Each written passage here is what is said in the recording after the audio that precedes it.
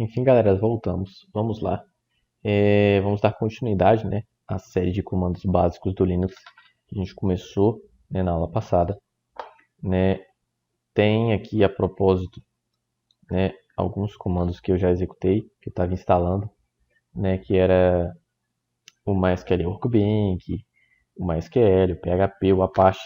Né, se eu digitar aqui History, né, já é um outro comando aí, né, para vocês estarem por dentro, né, que é o histórico de comandos que eu digitei no meu terminal.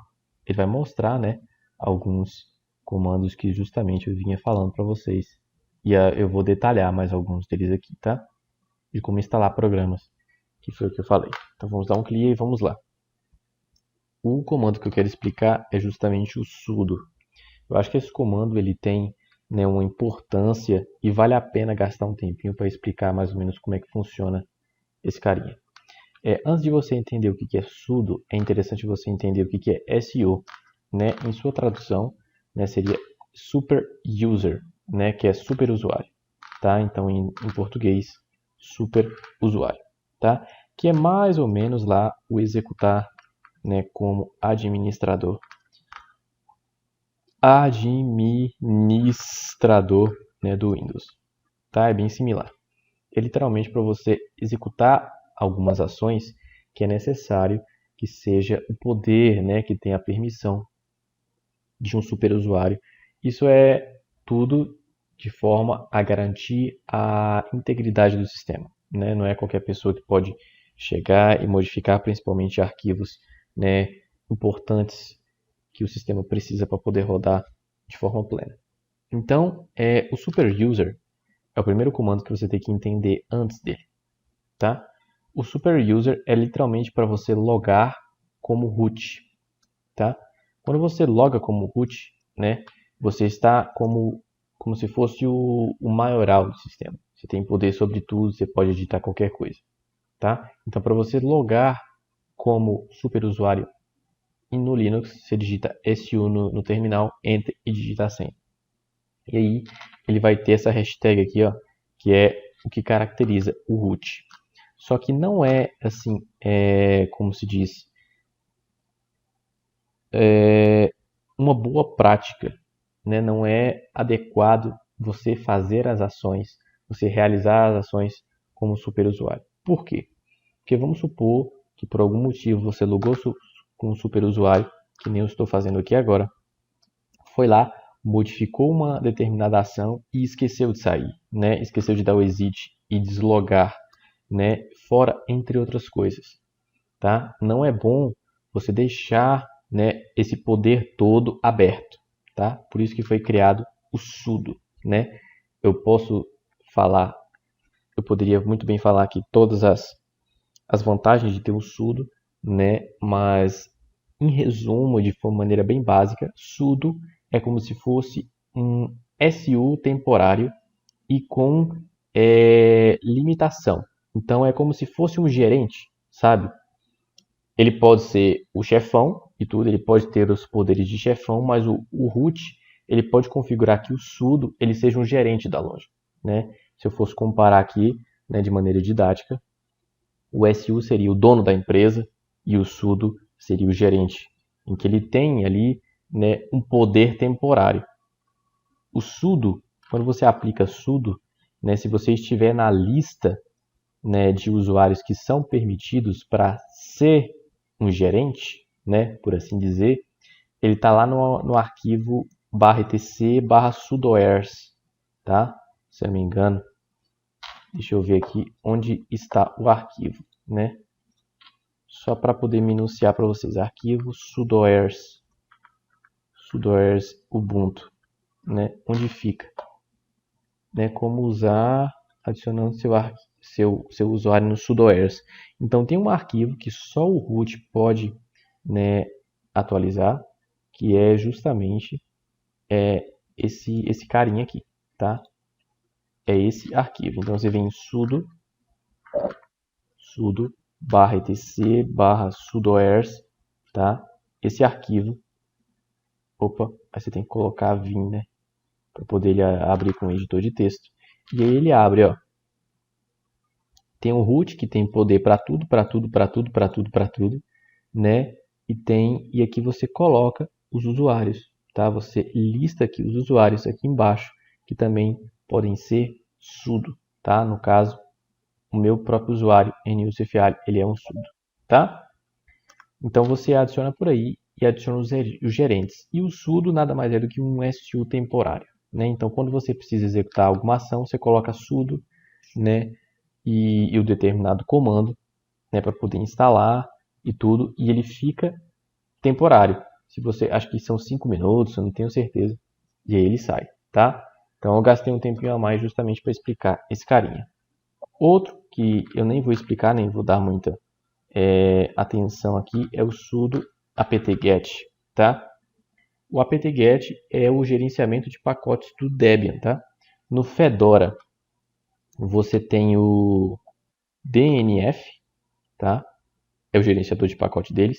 E no CentOS você tem o yum, tá? Só que a gente costuma sempre utilizar o apt-get. Então, o apt-get, né, install para instalar o programa e o nome do pacote, e para pesquisar, né, cache search, que eu já expliquei. Fechou? Outro comando muito importante da gente estar lembrando é o mkdir, tá? Mkdir vem de make a directory. Então, como o próprio nome já sugere, é criar um diretório. Para excluir um diretório, rmdir, tá? Ou rm-r, que é recursivo. Tá? Isso aqui é aplicado a diretórios. Então, simplesmente você faz mkdir teste, e aí ele criou, né, uma pastinha chamada teste. Cadê? Uma pastinha chamada teste. Eu quero remover rmdir teste, tá? E aí desapareceu. Fechou? Outro comando que é muito interessante, né, da gente estar trabalhando é o comando less. O comando less ele é feito para listar conteúdos de forma paginada. E eu vou te falar por que isso é importante. Você lembra lá que quando a gente abriu, que a gente já falou sobre o comando cat, que ele mostra o conteúdo de arquivos na tela? Então vamos supor, o etc pswd, né, ele vai mostrar o conteúdo na tela. E quando o conteúdo ele é muito grande, você percebe que você tem que ficar na barra de rolagem. Dependendo se ele for muito gigantesco, né, é mais interessante você utilizar o less. Porque o less, o comando less, ele faz isso, só que de forma paginada, né? Ele cria, né, páginas onde você pode ir pela seta direcional aqui, ó, passando, tá? E fica mais fácil de você ler, né, o que está escrito na tela. Aí é só você digitar Q se você quiser sair. Fechou? Aí é outro comando interessante. Se eu for falar de outro comando, é o comando ps, tá? O comando ps, ele é literalmente para falar o quê? Dar um snapshot, né, dos processos. Te dá informações sobre os processos que estão rodando no sistema. Caso você não saiba, né, quando eu falo de um sistema operacional, ele tem N processos rodando ao mesmo tempo. E cada coisinha que está rodando é um processo. Ou seja, isso aqui é um processo, o Mozilla é um processo, e tudo que está aberto, tudo que está rodando até em background que você não está enxergando tem um processo, tá? E aí você utiliza o comando ps, você está visualizando e tendo um pouco mais de informações sobre isso, tá? Então, um comando que eu posso falar para vocês é o aux, né? Que ele vai trazer, né, os processos que estão em execução no sistema. E é muito interessante porque ele traz essas informações aqui, ó, que é o usuário que iniciou o processo, né? Esse aqui são do root, tem alguns que são meus, tá vendo? E aqui ele traz o PID. PID é um número que identifica o processo, tá? Quando você constrói alguns programas, principalmente em C, você tem um maior conhecimento sobre esses caras aqui, tá? E aí você, quando dá pau em algum programa, esse aqui é como se fosse o Ctrl Alt Delete, né, que a gente tem lá, né, no Windows. Você tem acesso aos processos, tá? E o PID, caso você precisa matar o processo que eu vou falar daqui a pouco, tá? Então esse aqui é o comando ps, que é muito importante também. Se eu for falar de outro, é o grep. comando grep. O grep, ele é como se fosse, não, ele serve para aplicar filtro de texto à saída de comandos, né? Então ele serve para eu, vamos supor, aparecer um monte de coisa na minha lista, né? Um monte de processo. Vamos supor que eu quisesse que aparecesse só do Mozilla Firefox. Eu preciso aplicar um filtro. Concorda comigo? Então eu posso fazer assim, ó, ps aux, que é o comando para listar todos os processos. Aí eu dou um pipe. Pipe é a barra reta, que aí eu junto dois comandos, né, numa linha só. E eu faço grep Firefox. Aí ele vai listar, ó, todos os processos que tem Firefox no meio, né? Ou vamos supor, eu quero o bash, né, que é justamente o terminal. Aí ele vai me listar, né, os processos que tem bash no meio. E aí eu consigo o PID deles aqui, ó, e consigo manipular eles, tá? Então o grep é um comando importantíssimo que, quando bem utilizado, faz milagre, de verdade. Outro comando que eu disse que iria falar é o tar, tá? O tar é literalmente para desempacotar pacotes, né? Quando você baixa lá um arquivo no Windows, né, literalmente você tem que fazer o download, né, do WinRAR, que um WinRAR é um desempacotador, né?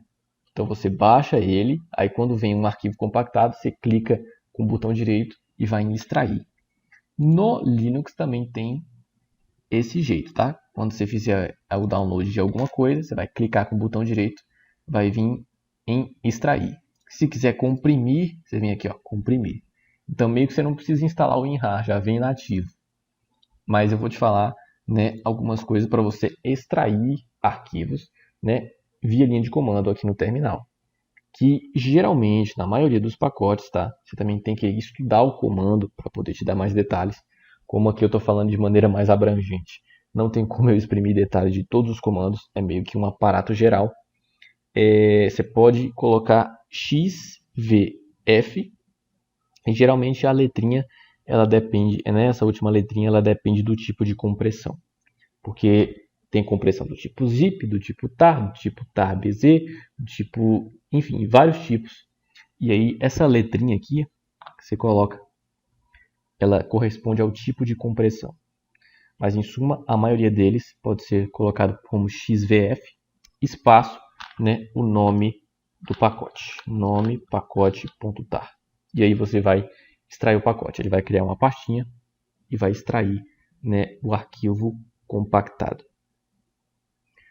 Última coisa, antes da gente terminar, que eu acho interessante, é que lembra lá do PSAux?